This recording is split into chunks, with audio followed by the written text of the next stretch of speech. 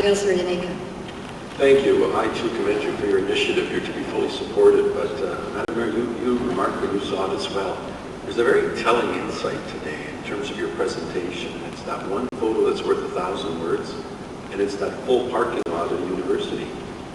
And what I find remarkable about that is we've always known, those of us that have been there, students are seen as the cash strapped, the ones with the big OSAP loans, etc., and you've got a full parking lot. I won't blame you with the data, but I just did my taxes like everybody else did.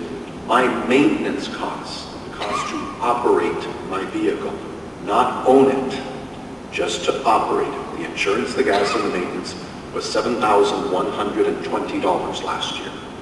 That's after-tax money. And I don't own the car yet.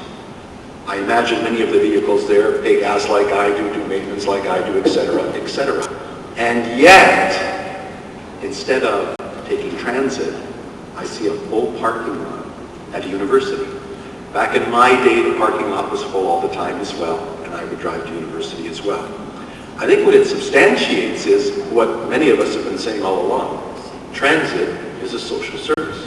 If you have the option of taking a car, even at these prices, as a university student, you will take a car. And that is so telling as it relates to our system.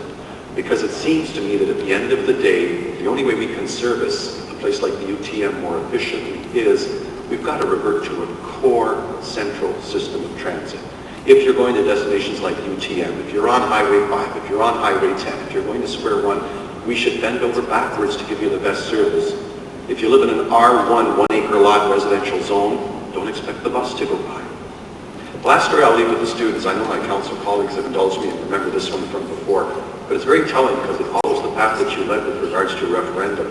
You may be aware California is notorious for putting referenda on their ballots for municipal elections. Last municipal election in California, you would have voted 169 times.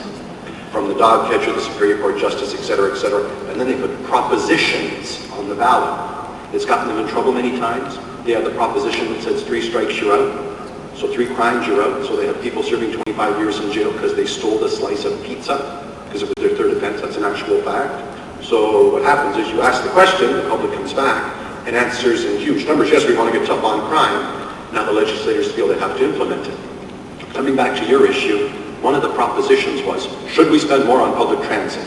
Well, surprise, surprise, 99% cohort response. Who would say no?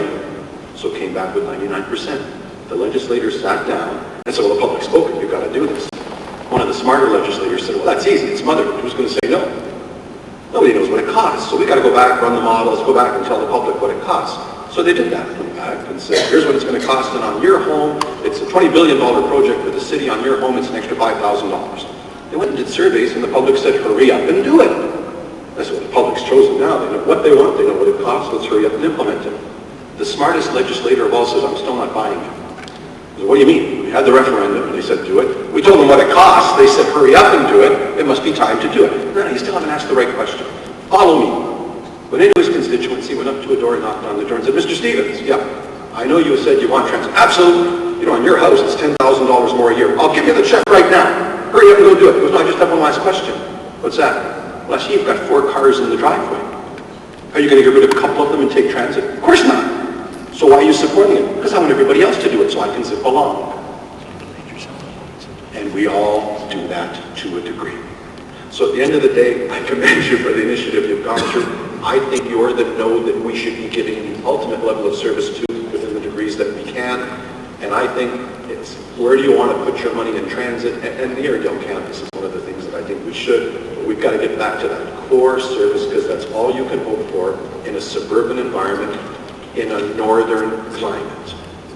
And all the data that we see comparing us to the Californians and the other, you be a single mother of 2, go buy a sack of potatoes on a January in Canada, and you haul all of that home with 3 transfers on a bus line. You only do it of necessity. If you've got a car, you'll use it. But you're the ones that we should be servicing to that higher degree because that's all we can really hope to do. Thank you for being here.